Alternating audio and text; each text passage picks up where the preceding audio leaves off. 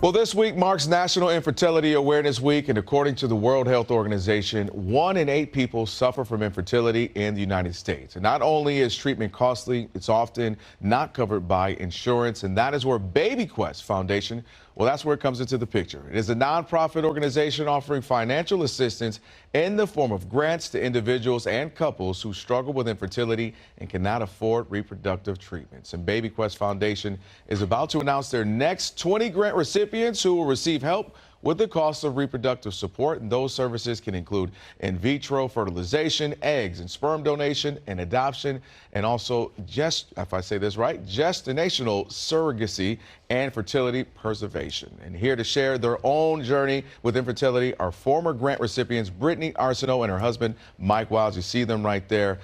Great to have you both in. This is obviously something near and dear and personal to you, but it's a conversation that I'm glad we're going to have because so many people deal with this. You all know the difficulties with it. And also, sometimes this conversation can be taboo. People don't want to have it. So just to start with you, Brittani, give me your own personal experience and what it was like and how I'm sure you're happy to be where you are now with a beautiful baby. Yes. So like a lot of couples, we struggled with infertility.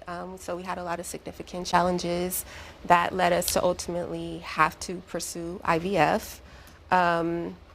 We were given this folder with an itemized list of these really expensive line items. Line items. And, you know, our journey to become parents just seemed further and further away with the financial burden of pursuing IVF. Yeah, and obviously, again, so many people echo the sentiment. I showed you all pictures. I have 3 daughters, and it's interesting when you're younger, you think you just, hey, we get together, have a baby, it's easy, it's simple, and you find out that's not necessarily the case for so many people, as we mentioned, 1 in 8. I'll go to you, Mike. What are some of maybe the misconceptions that people have when it comes to infertility?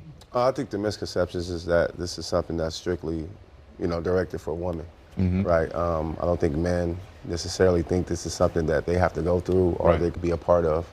And when we found out, that was, one of the biggest things. It's 50-50 when you start to go through the process. And that's a great point. Sometimes we think of it as, the women. Right. Or some cases, maybe to your point, maybe people think it's just the men, but it can be either in different circumstances. Let's also ask you about this. We talked about BabyQuest and their mission and the foundation and what they do for folks who are trying to have a baby and pursue IVF. How did that help you all? What was in your process? How important were they?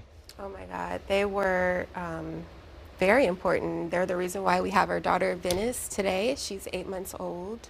Yes. They really helped us.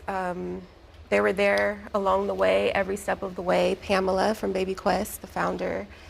We're showing some pictures there. Yeah. Beautiful, beautiful family there. Yep. And Mike, I'll come to you. If you could give some, okay, I was going to come to you till that picture came up right there. There she is. Okay, you know what? You two, and you all know this now as parents. People no longer, they'll FaceTime, where the baby's at? They don't even want to talk to you anymore. You're like, what about us? Right. Yeah. Mike, I'll come to you here. What would be some advice or some hope that you would give to some people, some couples right now who may be struggling, maybe discouraged? What would you say to them? I would just say just continue is to first keep God first. Do your research and don't give up. I know in our community there's a lot of doubt and people are not really educated on this, but I would just say educate yourself. And just take time is to do the research. And, when you do things like that, you get blessings like we've got. Well, you just said it. Let's bring on in this blessing here, yes. if you all don't mind. And this is Grandma, right? Yes. Come on in here, Grandma. Venice, this is Venice? Okay, yes. Look at this is what I'm talking about. Yeah. This is beautiful right here. She's like, who do I go to? Yeah.